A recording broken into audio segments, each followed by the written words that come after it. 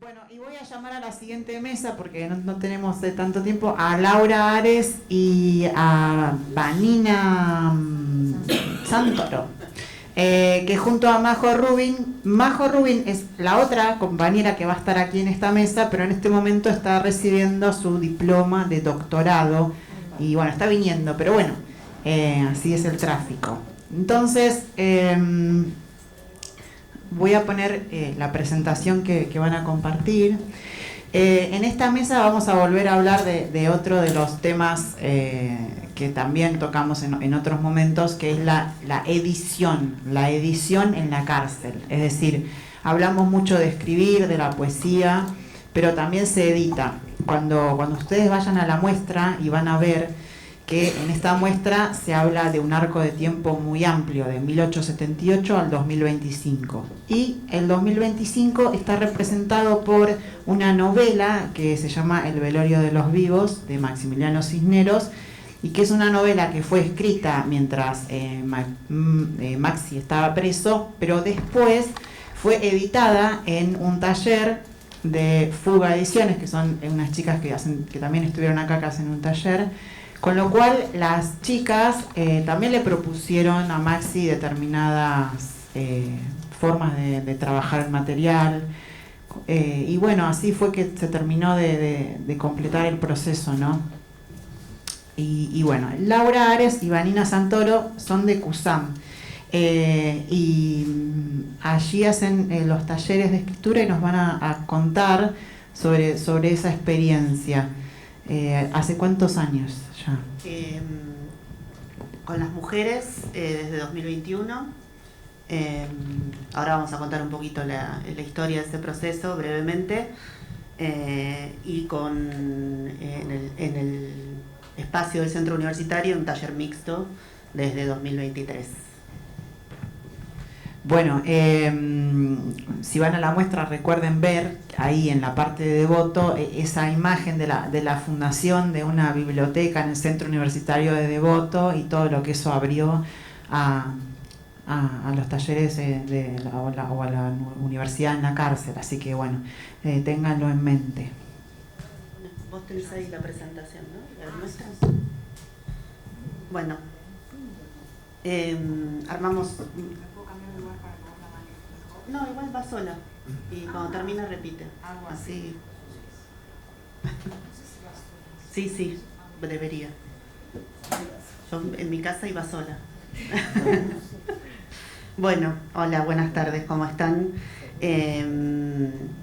Nosotras, como decía ahí, somos de CUSAM. Para quienes no lo conocen, CUSAM es el centro universitario de la Universidad Nacional de San Martín, en el penal de San Martín.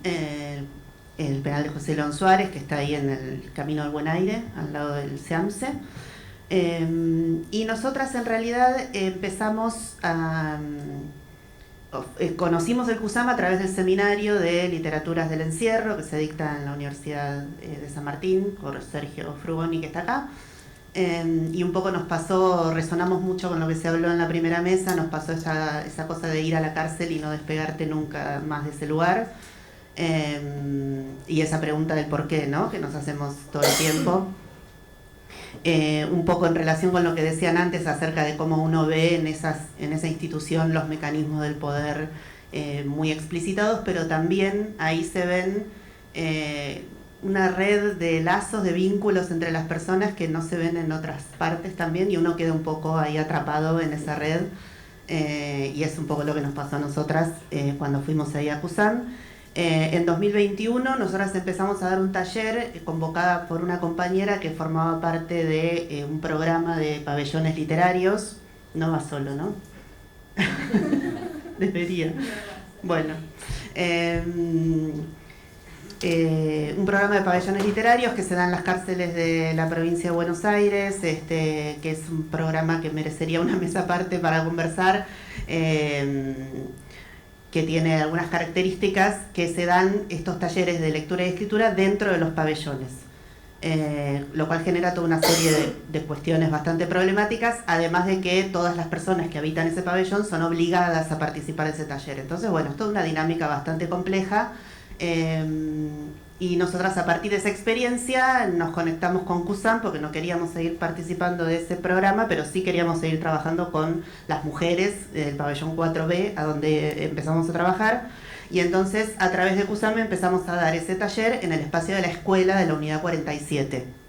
El CUSAM, su espacio físico está dentro de la unidad 48 y a su vez CUSAM tiene talleres en las otras unidades como para tener presencia también en estas otras unidades, sobre todo con las mujeres a quienes se les dificulta mucho la llegada a la universidad. Al no estar el espacio físico de la universidad en las unidades donde ellas están alojadas, es mucho más difícil llegar ahí. Entonces nosotras a partir del 2022 empezamos a dar este taller de lectura y escritura con mujeres en el espacio de la escuela de la unidad 47, ¿no? Y un poco, digamos, nuestra impronta de trabajo, la manera en la que nosotras empezamos a trabajar, tiene que ver con un poco recuperar el vínculo con el aspecto simbólico del lenguaje, ¿no? Empezar a trabajar a partir de herramientas lúdicas y literarias y empezar a bucear un poco en ese propio equipaje que todos tenemos, de ese vínculo inicial con las palabras que tiene que ver con el juego, con la poesía. Y esa fue un poco la propuesta que nosotros llevamos, a hacer como una especie de paréntesis en el tiempo y en el espacio y olvidarnos por un rato que estábamos en la cárcel y empezar a jugar con otras cosas, leer otras cosas, hablar de otras cosas a partir de la literatura, ¿no? Bueno, un poco... ¿Hola, se escucha ahí? ¿Sí? Bueno.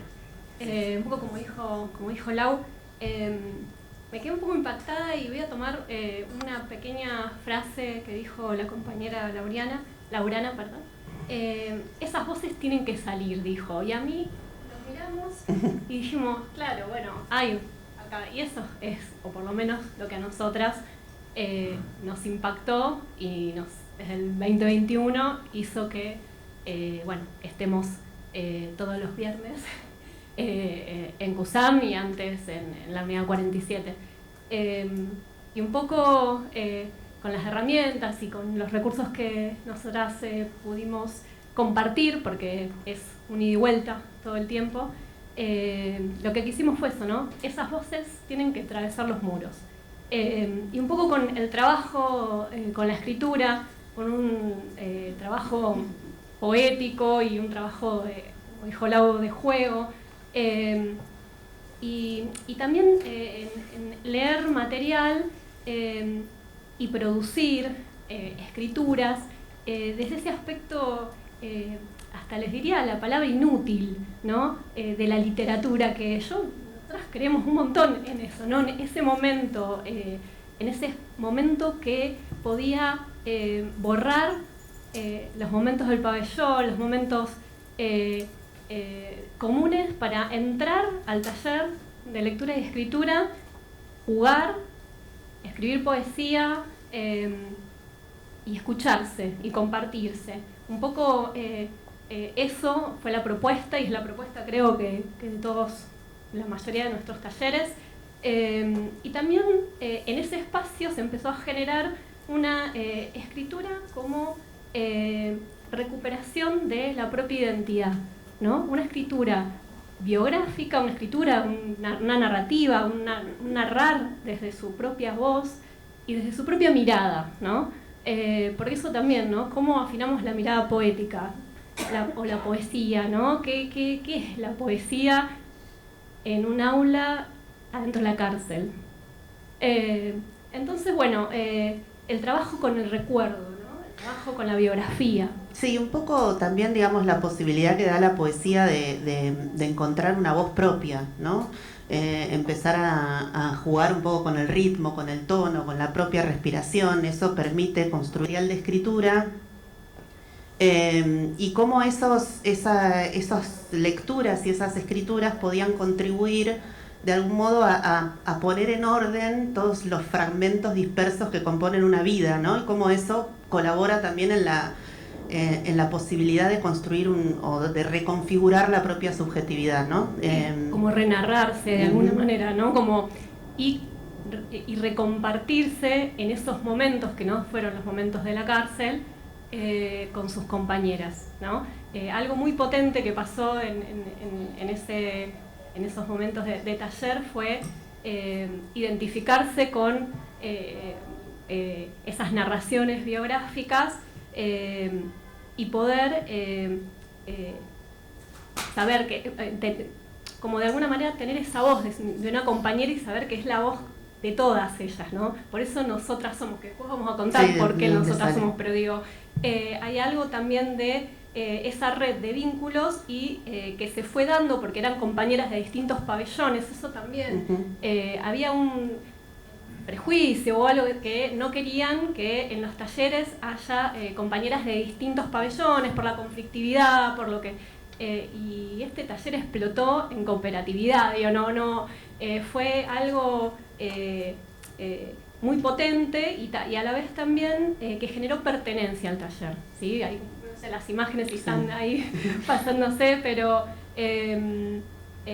esa escritura también como un trabajo colectivo y social, ¿no? La escritura, la escucha y se transformó en un real taller literario, ¿no? En el que ellas comentaban las escrituras de sus compañeras y le hacían sugerencias, un poco como los que alguna vez estuvimos en un taller literario, perdón, se comparte, ¿no? Se comparte y se escucha la voz de sus compañeras y compañeros. Sí, y un poco porque, digamos, todas estas lecturas que hicimos primero disparaban una situación de oralidad muy potente en el que se compartían los relatos de vida de cada una, lo que querían compartir de sí mismas.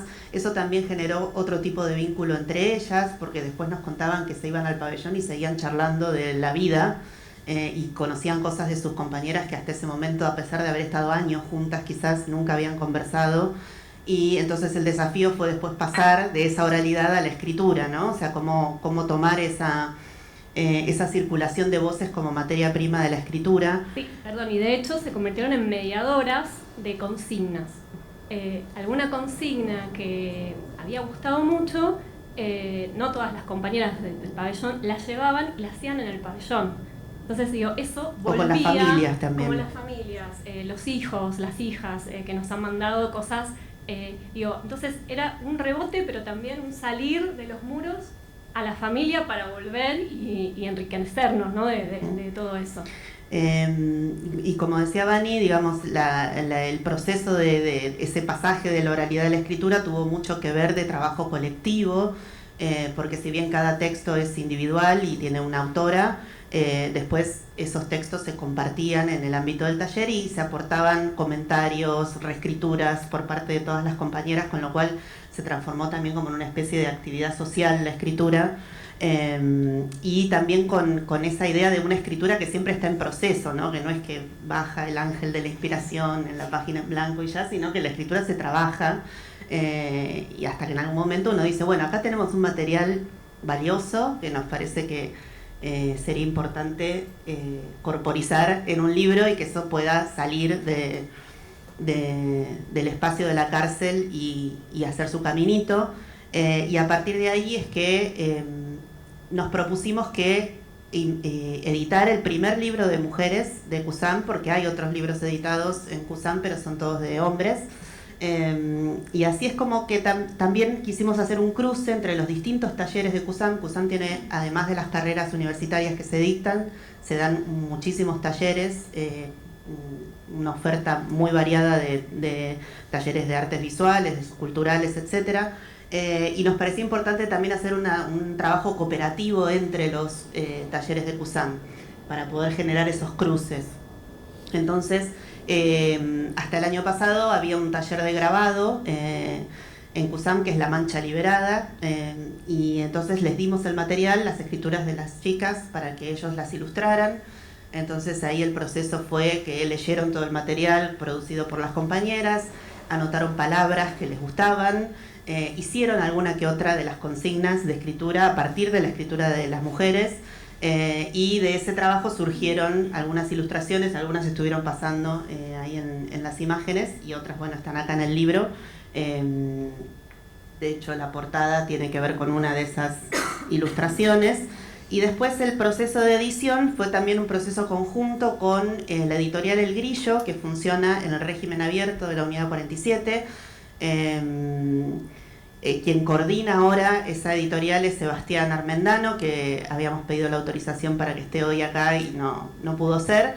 Pero está Sofía Muñoz también, que es parte del CUSAM y parte de este equipo editorial que hicimos con Florencia Miguel también, que son las coordinadoras de los talleres, y entre Sebastián, ellas y nosotras fuimos tomando algunas decisiones en torno a la edición.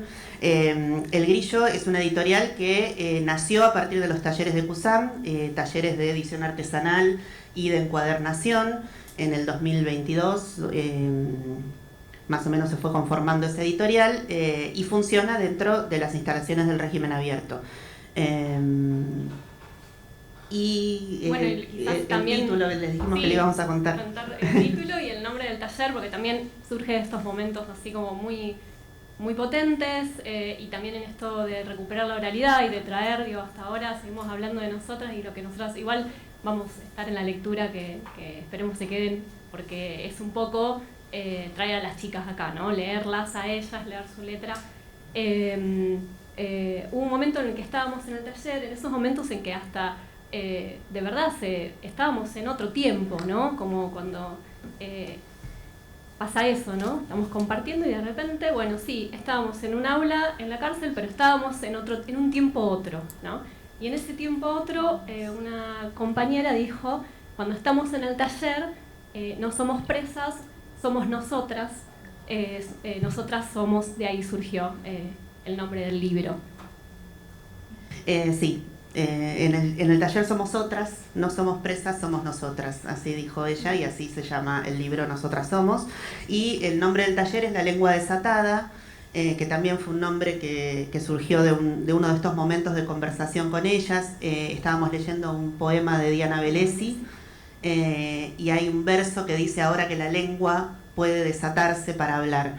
Y a partir de esa lectura, una de las participantes del taller dijo, me parece que ese tiene que ser nuestro nombre, porque realmente era un espacio donde las lenguas se desataron y fluyeron en libertad. Bueno, y acá les voy a mostrar, esto fue una decisión editorial con las compañeras también. El libro lo queríamos editar, pero queríamos que tenga en esto de la materialidad algo que juegue con la metáfora del nombre del taller.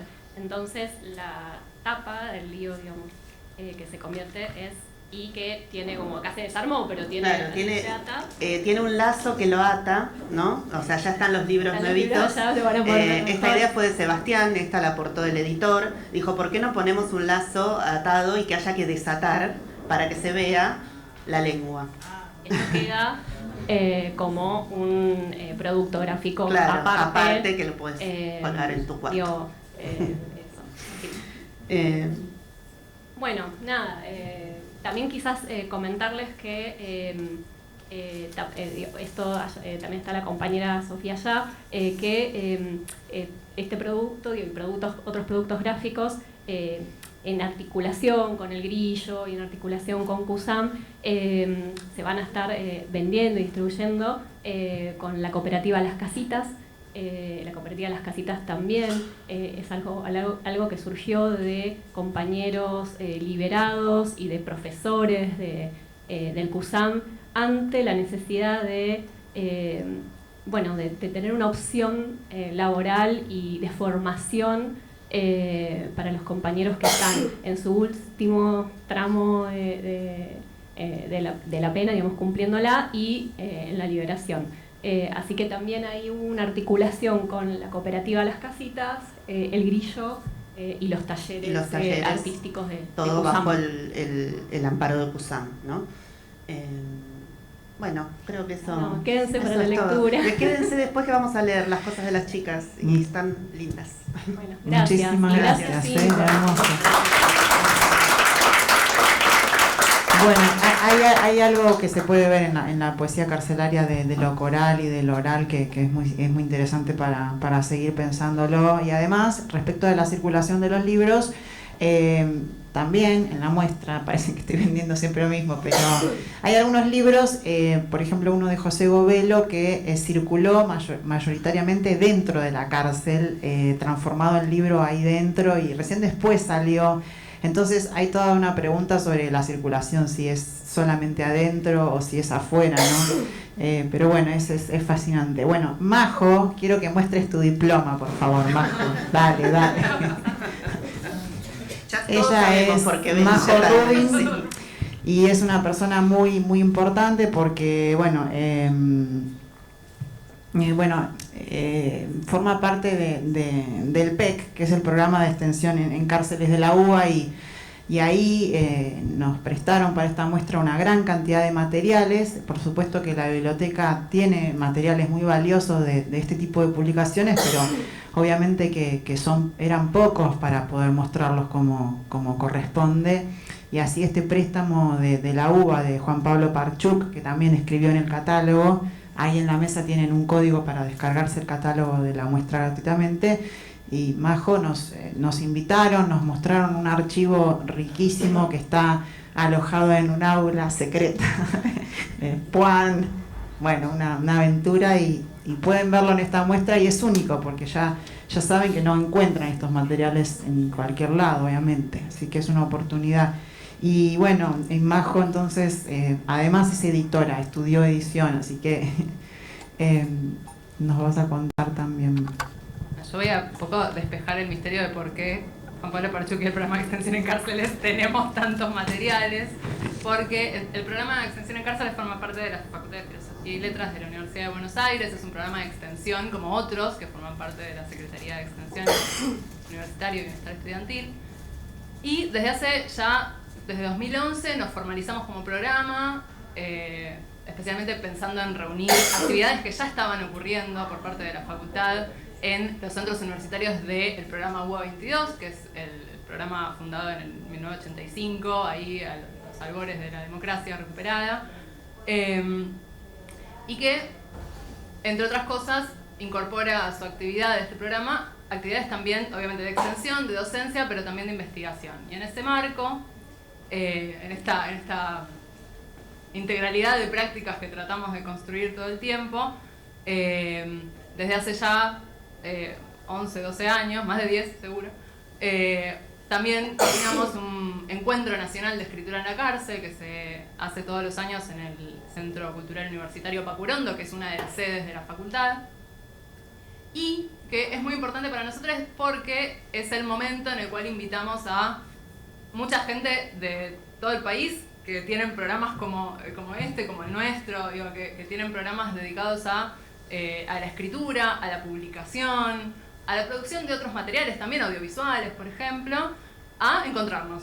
Entonces, bueno, a lo largo de los años ese programa ha ido mutando mucho. En un primer momento era encontrarnos y decir, bueno, acá estamos haciendo esto, estas cosas nos pasan, y eventualmente se fue convirtiendo sobre todo en una gran mesa de lectura de esos materiales y de compartir, y para que las personas que los escribieron, que los produjeron, puedan, cuando se puede venir, porque también nos pasa todo el tiempo esto de pedir permisos para que las personas vengan, y esos permisos suelen ser denegados, pero a veces, incluso sin poder estar, sabiendo que esos textos están, ¿no? Que esas voces salen, ¿no? La figura de que la voz pueda salir y pueda escucharse más allá de esos muros y más allá de todas las condiciones de sujeción, que son obviamente no solo los muros, eso ya hace una gran diferencia. Entonces, en ese marco, entre otras cosas, tenemos una muestra que se llama Trazos, en la cual convocamos a que quienes tienen publicaciones ya editadas las envíen para mostrarlas en una mesa física, y también digitalmente, quienes tienen materiales digitalizados, que hoy es la mayoría porque muchos se producen en alguna medida a través de una computadora. Entonces, por eso es que todos los años convocamos a que las personas participen, los programas, los docentes, los talleristas, y nos quedamos, ¿no? Para nuestro archivo, nuestro valioso archivo, que por suerte también itinera y no lo tenemos solo guardado, nos quedamos con algún ejemplar de esas producciones. Entonces de ahí es que tenemos y pudimos alimentar en parte esta muestra en la biblioteca con ese acervo muy grande del cual hubo que hacer una selección, de hecho, porque después de tantos años había muchísimo. Eso por un lado, para que se entienda de dónde viene el archivo secreto, que aparte ahora lo mudamos de aula, así que ahora no lo vas a encontrar si vas a esa aula. Pero no fue por secreto, pero pasó eso. En el marco del programa de extensión en cárceles, uno de los muchos talleres que dictamos es el que coordino yo, y que un poco también de eso vine a hablar, que es de lo que más puedo hablar, es el taller colectivo de edición, que existe, un poco precede al programa porque se empezó a dictar, como les decía, el programa fue reunir actividades que ya ocurrían, y empezó a dictarse este taller colectivo de edición en un formato distinto, pero que después fue mutando en lo que soy, en 2008. Empezó con la participación de un docente de la carrera de edición, de la que yo soy graduada, que fue a impartir un curso más tradicional, digamos, de transferencia de conocimientos respecto a la edición, y se fue convirtiendo de a poco al calor de otra experiencia, que fue la experiencia de la edición del libro Aquí se juzgan genocidas, que lo editó la Facultad de Filosofía y Letras en coordinación con las Facultades Sociales.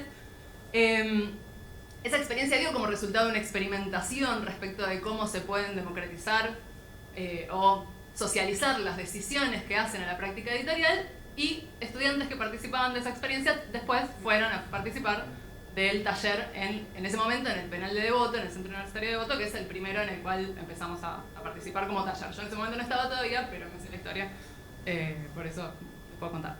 Ahí se empezó a editar esta revista, que es la más antigua, que es La Resistencia, que por eso, este es un número viejito porque no tenía más nuevos, pero que este año ya vamos a estar editando el número 23. Así que venimos bastante bien. Y ahora tiene este formato, en un momento tuvo un formato más pequeño, conserva igual, de todos modos, tratamos de que conserve, porque el colectivo editorial así lo decide, algunos rasgos de lo que alguna vez fueron los fanzines punk, que en la inmediata postdictadura trataban de difundir información sobre cómo defenderse de, por ejemplo, los delitos periciales, y que si te querían averiguar los antecedentes no te tuvieran 3 días seguidos en la cárcel, o en la comisaría, bueno, algo de ese legado fue permeando las formas de la revista, así como las formas en las que se producen las revistas, digamos, como el proceso editorial. Ese proceso editorial, nuestra propuesta como taller es que todos los cuatrimestres, el taller es un taller que se dicta cuatrimestralmente, es un taller de extensión, por lo tanto, así como ocurre afuera de la cárcel, adentro de la cárcel está abierto a la población en general, no hace falta tener el secundario completo, no hace falta tener el primario completo. Sí, por supuesto, existen infinidad, y en especial ahora que el servicio penitenciario ha pasado a la órbita del Ministerio de Seguridad de la Nación, muchas dificultades para la inscripción, para la asistencia, etc. Pero, en principio, el espíritu del taller, en su letra, es que esté disponible no solo a los estudiantes universitarios, sino que sea también una puerta de entrada a los centros universitarios, a conocer qué pasa ahí, a entrar en contacto con otro espacio, ¿no? Con esta idea del tiempo otro, la compartimos, bueno, salir un rato, ¿no? Que esa libertad paradojal a veces que muchos estudiantes nos dicen que encuentran ahí, y poder compartirla y poder llevarla más allá de los que, por supuesto que son más poquitos, que cursan sus carreras. Y eventualmente eso es un semillero también para cursar carreras universitarias. La propuesta del taller es que, como su nombre indica, es un taller colectivo de edición. La propuesta es que constituyamos gracias, un colectivo editor. Entonces, la propuesta es, bueno, reunámonos y compartamos las decisiones que le van a dar forma a la revista. Estas decisiones son desde qué temas vamos a tratar, cómo los vamos a tratar, con qué géneros, cuáles vamos a privilegiar. Y ahí nos esforzamos todos los cuatrimestres porque, en todo caso, después la revista pueda ir tomando la materialidad, digamos, representando lo mejor posible esas decisiones que se fueron tomando durante el cuatrimestre. Con lo cual hacemos un juego de entrada y salida de materiales permanente, ¿no? Se escriben, sacamos esos textos, a veces manuscritos, a veces nos los pueden, desde la pandemia hay un poquito más de acceso a internet, entonces de pronto quienes están más tiempo en los centros universitarios pueden escribir esos textos y enviarlos por correo.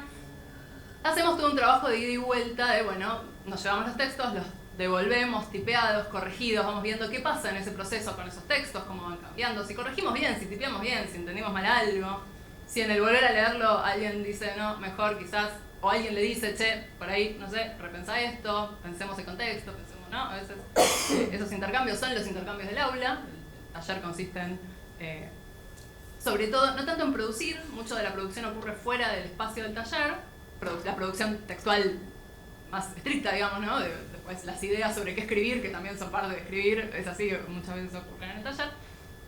Pero hacemos este foco, como esta entrada, a través de la edición y de lo que ese proceso nos va llevando a hacer a lo largo del cuatrimestre para terminar el cuatrimestre con un número editado de la revista y entregar con el diploma la revista. Eso hace que el taller vaya tomando formas sumamente diversas, no solo en los distintos centros universitarios, con el paso del tiempo nos fuimos sumando en 2011 al complejo 1, ahora les voy a contar por qué esto está encuadernado así, al complejo 1, al centro universitario de Seiza en el complejo 1, y en 2019, por fin, todas mujeres, nos miramos y dijimos ¿qué estamos haciendo? Y empezamos a ir al complejo 4, muy abanderada ya en esas instancias por la carrera de letras y las carreras que se dictan desde la Facultad de Filosofía y Letras, que ya habían construido un espacio universitario que estaba disponible y esperando que fuéramos a hacer revista ahí. Entonces, tanto en los distintos centros universitarios como según la composición de los estudiantes y las estudiantes que participan de los talleres, esa forma que tiene el proceso editorial, que es una forma un poco un esqueleto vacío que lo vamos llenando de carne, esa forma va variando, ¿no? Digo, dónde le ponemos la carne y de qué carne le ponemos cambia según el cuatrimestre y según la composición del grupo. Entonces, así como tuvimos, bueno, la Resistencia tiene una historia larga, entonces fue teniendo muy diversas formas, se fueron dando discusiones al interior del colectivo editor en función de decisiones anteriores, ¿no? Una que siempre recuerdo y que creo que es bastante ilustrativa es, en algún número habíamos publicado, esto de los pósters es algo, siempre nos pasa esto, decimos, ay, nosotros también hacemos pósters. Nosotros también hacemos pósters. En esta página, que es la página central, que es la que se puede, así como también la sobrecubierta se puede sacar, esta página central también uno podría sacarla sin desarmar toda la revista, ¿no? Es como la y está buenísimo mostrarlo porque en las vitrinas no nos entraban los pósters, así claro, que perfecto. Claro, sí, o sea, no se podía todo. Entonces se puede sacar sin desarmar todo y además es la única página que se imprime toda junta, entonces es lo único, ¿no? Esto lo sabemos todos los que alguna vez compramos una revista que venía con un póster central, sabemos lo que es el póster central, funciona así. Y en algún momento se había publicado un póster de un guerrero, esto es en el Centro Universitario de Devoto, todos varones, un guerrero con una espada, con toda una retórica respecto de la lucha personal, de la lucha contra los obstáculos. Y al cuatrimestre siguiente empezamos el taller y a mí se me hicieron un piquete porque decían que cómo podía ser, que si esto era una universidad y que nosotros queríamos mostrar que estudiamos y cómo ponemos un guerrero con un filo, ¿no? ¿Qué hace? Pero es una espada medieval, no, es un filo, Majo, publicaste un guerrero con un filo. Bueno, no sé, me dijeron, el colectivo editor dijo y yo publiqué el guerrero con la espada o ahora el señor barbudo con el filo, digo. Cambió de sentido según quien lo vio. Y ese número siguiente se convirtió en un número fuertemente cultural, con fotos de los murales que Waikiki, que participó también de otras actividades en el marco de esta muestra, había pintado en el centro universitario, entonces de pronto pasamos del señor barbudo con el filo, ex guerrero con espada, a una portada que era El Grito de Munch, reversionado por Waikiki, con una doble central que era El Guernica, hecho por Waikiki en el centro universitario, en el aula magna, que dice no a las bombas y a la vida, ¿no? Con algunos detalles que él le fue cambiando como forma de simbolizar algunas cuestiones. Entonces, bueno, de una a otra revista, bueno, el colectivo cambió, tomó otras decisiones y en esa discusión con la historia de la revista nos vamos encontrando y nos vamos dando forma a la revista y al colectivo, ¿no? Ahora, para seguir con las coincidencias, porque esto es divertido, ¿la viste? Sí, la está mordiendo la lengua. Bueno, cuando fuimos al complejo 4 y dijimos, che, hagamos una revista, las chicas dijeron, bueno, pongámosle Desatadas. No habíamos leído a nadie que decía nada de Desatadas. De hecho, yo no estaba... empezamos el cuatrimestre diciendo, vamos a hacer una revista, es nuestra revista, no sabemos cómo se llama, tenemos todo el cuatrimestre para, sin pausa pero sin prisa, ponerle un nombre. Entonces las chicas se organizaron, porque las chicas son muy organizadas, señora, se organizaron y mientras nosotros no estábamos, durante los espacios entre un taller y el otro, entre una semana y la otra, hicieron toda una... eligieron, fueron anotando en el pizarrón cada una que pasaba, le preguntaban, che, estamos haciendo una revista, ¿cómo te parece que se tiene que llamar? Bueno, anotaron una lista de nombres infinita y después votaron. Y discutieron y se pelearon y después me contaron toda la historia y yo la cuento cada vez que me acuerdo. Una dijo que se llame Desatadas, a varias les gustó, y otras varias dijeron, suenan medio tumberos, como que estamos desatadas, ¿sí? Como, no, ¿qué nos pasa? No, estamos... Y las otras decían, no, pero es Desatadas en el sentido de que nos desatamos de una atadura, nos sacamos de encima un límite, nos liberamos. Bueno, entonces se negoció que el nombre iba a ser Desatadas porque había ganado la votación y había buenos argumentos, pero había una idea de un segundo título que quedó segundo, que era Lanzate a volar. Entonces dijimos, bueno, vamos a ponerle de subtítulo Lanzate a volar, así se entiende un poco más, ¿no? Y ya, se llama Desatadas. Que cada quien haga con eso lo que pueda. Pero después si se acercan y miran un poquito más cerca, tiene un subtítulo que dice Lanzate a volar, entonces eso le da otro, ¿no? Guía un poquito el entendimiento hacia la idea de la liberación y no tanto de que estamos sacadas. Igual es un taller en el que en general estamos bastante sacadas, así que también está bien, es bastante representativo el nombre de Desatadas porque es el espíritu del taller. Y el taller empezó, o la revista empezó, bueno, las dos cosas, ¿no? Taller y su contracara de la revista, empezaron siendo un espacio netamente literario. Teníamos escritoras de cuentos, escritoras de poesía, teníamos artistas visuales que producían obra increíble y en gran volumen. Y por supuesto, como pasa en estos espacios, esa gente empezó a salir en libertad, por suerte. Y empezaron a venir también muchas más, al principio costaba más la llegada de estudiantes extracurriculares y de a poco empezaron a sumarse cada vez más.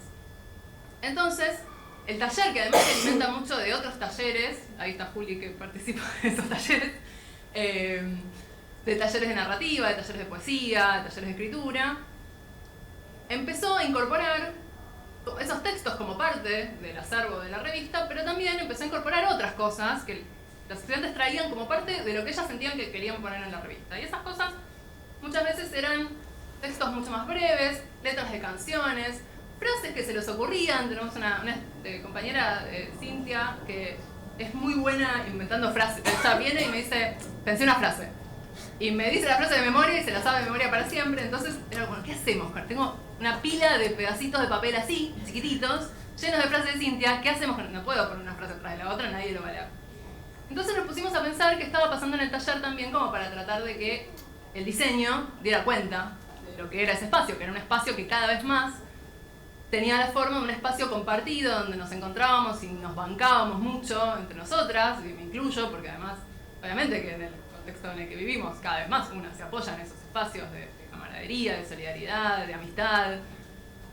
Y entonces, este número y el anterior empezaron a tener esta forma ya menos de una revista literaria, como era al principio, y más de una especie de como de diario, le decimos el diario íntimo colectivo un poco, ¿no? Es como, es lo que pasaba entre los cuadernos de nosotras, digo, el mío también está por ahí, Majo, te quiero, yo soy de La Matanza, Majo de Mataderos, no, digo, como estas notas, que son notas que nos escribimos entre personas, como una forma de acompañamiento, como una forma de dejar un sello, de dejar una muestra de afecto, de llevarse, ¿no? de quedar en la vida de la otra.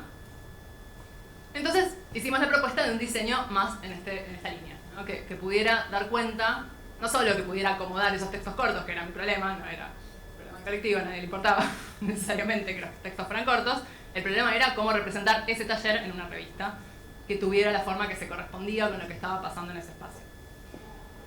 Entonces, entre idas y vueltas, fuimos armando, trabajamos con un equipo que incluye una diseñadora, por suerte, que puede, yo le puedo decir, mira, Solcita, tenés que hacer un diario, no sé, vos fíjate, tengo 1 millón de frases cortas y Solcita, por suerte, lo puede hacer. Y en el ida y vuelta con los estudiantes fuimos decidiendo que sí, que esa era la forma que nos parecía que mejor representaba a esa revista, que sigue siendo una revista literaria, en el sentido de que hay muchísima escritura literaria, pero que además era una escritura literaria con un sesgo muy marcado respecto de una escritura compartida, una escritura para la otra, cartas, notas, frases cortas, dibujos. Entonces hay mucho también, obviamente, de texto manuscrito. Y en general, yo hasta hoy normalmente siempre lo que digo es que nosotras tenemos un límite a veces que es bueno, tratamos de hacer adentro del taller todo lo posible para que cuando la revista llegue impresa y engrampada, nadie diga, ¿esto qué es? Se llevaron un texto manuscrito y me devolvieron esto y no vi todo el proceso intermedio. Al contrario, vamos pasando por todos los procesos intermedios, ¿no? Desde la corrección, la del tipeo, la diagramación, ¿no? Página por página, vamos mostrando cómo va quedando esa revista para que cuando la revista llega, una diga, es mi revista. No es algo que alguien hizo con mis textos, que se llevó y después volvió con esto. Y en general nuestro límite siempre era la producción, en el sentido de que esto se imprime, ¿no? Mato así, es sencillo, pero igual hay que ir a una imprenta, hay que pedirle que haga cosas. Que nos haga tiempo. Por suerte tenemos un imprentero amigo que no, las cosas siempre pasan así, con gente amiga que se copa y hace las cosas bien. Este año empezamos el taller en el Complejo 1 y nos encontramos con que, un poco al calor y a tono, digo, muy adecuado al contexto, no nos permitían ingresar las revistas que habíamos producido hasta ese momento, ni las revistas que íbamos a producir este cuatrimestre, porque el servicio consideraba que eran ideología, política, que desviaban el pensamiento, que eran subversivas, nos dijeron la palabra subversivas, ahí temblamos todos, etc. Y por lo tanto, bueno, hicimos el cuatrimestre en estas circunstancias, con los estudiantes sin ver las revistas anteriores, por suerte, como ya hace años que circulan adentro, todo el mundo tenía una, pero con la gran dificultad de cómo hacemos para entonces, una vez que tengamos nuestra revista impresa y si lo hubiésemos tenido en este formato, cómo hacemos para entrarla si nos vienen diciendo que la revista no puede entrar. Ni la revista, ni libros, ni prácticamente nada, no pudimos entrar un Dostoyevsky, digamos, no entra nada. Entonces, también de nuevo, bueno, un poco a veces la suerte acompaña, este cuatrimestre habíamos hecho un taller con Irene, que tendría que, ¿no? ¿Todavía está en programa o no llega? Bueno, con Irene, que quizás lo escuche. Hicimos un taller que fue taller colectivo de edición y taller de encuadernación artesanal, que es a lo que ella se dedica, entre otras cosas.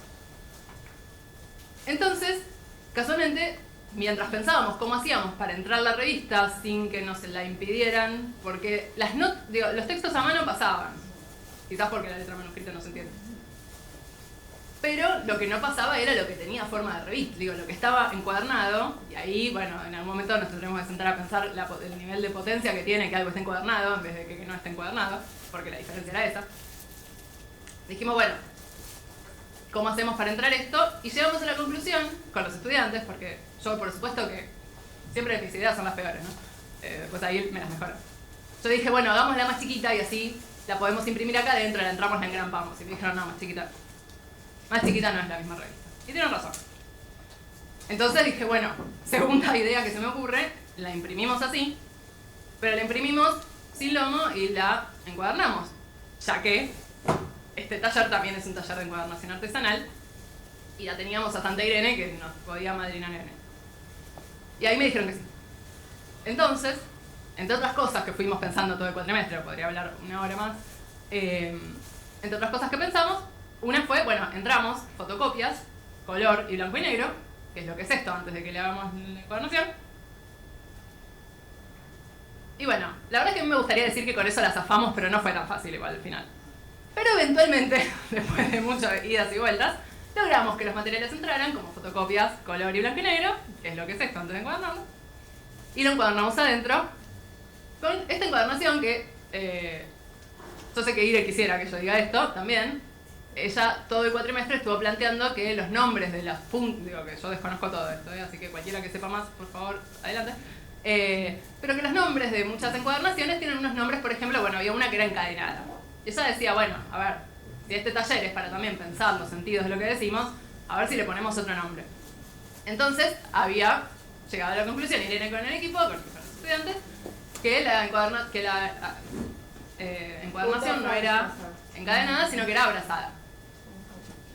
Entonces, cuando hicimos esta, que fue una creación de Irene para esta revista, para que esto tenga forma de revista y no deje de ser fotocopias, y se convierta en una amenaza terrible de subversión, dijo, bueno, ¿no? En la entrega de diplomas, mientras estábamos todos entregando diplomas, recibiendo diplomas y encuadernando revistas, dijo Irene, bueno, che, hay que ponerle nombre a esta. Y entonces un estudiante propuso, se llama Abrazo de Irene. cual ahora es el nombre de este tipo de encuadernación, que es el Abrazo de Irene, que nos convirtió las fotocopias color y blanco y negro en una revista terrible que desvía los pensamientos. Por suerte, ojalá lo desvíe para algún lado, porque como están los pensamientos en este momento, más vale que no sigan derecho, pues nos chocamos. Bien, bueno, estas son las 3 revistas que editamos, vivan con las coincidencias, ¿no? Por supuesto, mucho de lo que ustedes decían, a mí me resonaba el sacar, el convertir en publicación para que se convierta en otra cosa, ¿no? La publicación también tiene esto de reunir los textos y convertirlos en algo tan colectivo como es el taller, o como esperamos, o como queremos que sea el taller, y ya deja de ser... en muchos niveles a lo largo de la escritura eso va pasando, ¿no? En el compartir el texto ya va pasando, en el poder charlar, a veces es también la oportunidad para charlar de algunas circunstancias. Muchas veces nuestra revista tiene mucho material literario y también tiene mucho material que nosotros entendemos como escritura literaria porque hay un componente literario en ella, pero también muchas veces son denuncias. Yo traje, que acá tengo un par de cosas más, pero no quería dejar de mencionar que así como, además me acordé porque lo dije, que también el taller se multiplica y que después, a medida que va pasando el tiempo, más y más gente quiere editar publicaciones, que a veces estas publicaciones son nuestras publicaciones periódicas, se editan bajo el sello de la Facultad de Filosofía y Letras, digamos, es la propuesta del taller, pero obviamente que por fuera de eso también hay deseos y necesidades de otras publicaciones. Y esto es una publicación que hizo Ezequiel Luna hace unos cuantos años en el marco de un esfuerzo por recrear en el Centro Universitario de Ezeiza lo que en Devoto ya existe hace muchos años, que es la asesoría jurídica. Entonces, como en Los Monstruos, siempre publicamos algún texto jurídico que sirve, un escrito que sirve para tratar de destrabar alguna cosa, un modelo, que entonces cuando la revista circula al interior del penal puede ayudar a alguien a hacer algo. Él me pidió los archivos para armar algo así como la madre de todos los modelos de escritos jurídicos, y se armó su manual para defenderse en la cárcel, que lo armó él en la computadora, lo imprimió, lo abrochó, y acá tenemos una publicación más. Es decir, así como ese motor que empieza a producir textos, a producir colectivo, a producir publicaciones, también sigue andando cuando no estamos ahí, por supuesto. Y también siguió andando, y esto es lo último que voy a sacar de la bolsa, siguió andando en pandemia. En pandemia hicimos 2 libros, el otro no lo traje porque es enorme, porque el primer año se produjo como nunca, porque había tantos discursos en contra de la cárcel y además había tan poco acceso a actividades, que se escribió un montón. Y se escribió para publicar, pensando en publicar, que es un poco la propuesta del taller. Y después de ese primer año en el cual recibimos textos como pudimos, por teléfono, anotando, bueno, yo no fui, hice lo mismo. Parecido, pero más o menos es eso, sostener el contacto, que no se corte en un momento de desesperación y de circunstancias de lo más terribles. Que no pasaron hace tanto y ahora parece que es un montón. El segundo año dijimos, bueno, está saliendo gente en libertad, no hay carrera todavía, porque la facultad no abre, ¿qué hacemos? ¿Nos juntamos cómo? Bueno, hicimos un taller por Zoom, estudiantes que ya habían recuperado la libertad, muchas hacía poquito. Y ahí surgió este libro que se llama Relatos de Segunda, porque ahí sí que esto no es casualidad, esto nos lo tomamos prestado, por decirlo de algún modo, de yo no fui, del segundeo, como modo de acompañar y de estar y de bancar los procesos de multiformes que implican, bueno, salir de la cárcel y encima de salir de la cárcel en pandemia. Entonces, bueno, de esa experiencia, que fue una experiencia de taller más literario, que ahí sí, Juli también me podría decir algo, hicimos este libro que reúne los textos producidos ya ahí sí en un taller en el cual hubo idas y vueltas, mucho más posible porque la concurrencia era más estable, digamos, muchas veces en los talleres de extensión donde hacemos las revistas nos pasa que de pronto alguien viene una vez y no lo vemos más, entonces bueno, hacer un proceso de escritura más largo a nosotros nos cuesta en particular, pero en este taller sí podíamos. Y entonces, finalmente, terminamos con este librito que se llama Relatos de Segundo, porque es un libro de segundeo. Y porque nos servía para también tener un espacio de encuentro semanal donde tomara forma ese acompañamiento pedagógico que hacíamos a medida que la gente salía. Y que tiene prólogos, varios prólogos, que casi les quisimos poner prólogos de cuarta, pero nos dio un poco de pudor.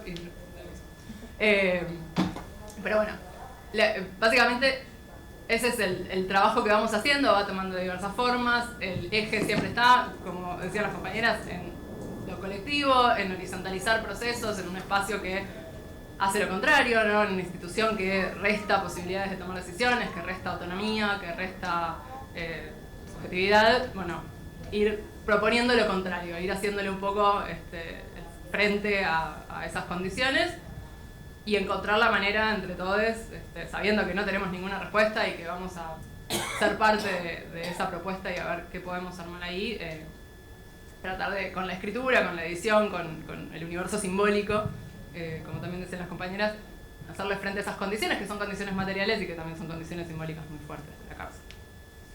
Muchísimas gracias, muchísimas gracias. Bueno, ahí pueden encontrar los materiales, comprarlos o conocer también los proyectos para después buscar.